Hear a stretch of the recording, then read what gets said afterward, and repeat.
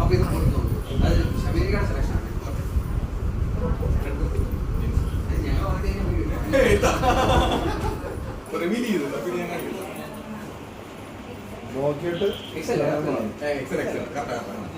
ക്ഷമരി എനിക്ക് അവിടെ ജിമ്മ് ചോദിച്ചു, ഞാൻ വേറെ ഒന്നും ചോദിച്ചില്ല, ഷട്ടമാനത്തിൽ എടുക്കണമെന്ന് ചോദിച്ചു. വൈകിട്ട് പരിപാടി അങ്ങനെയല്ല, അപ്പോഴല്ല പരിപാടി ചോദിച്ചു. പരിപാടി കഴിഞ്ഞു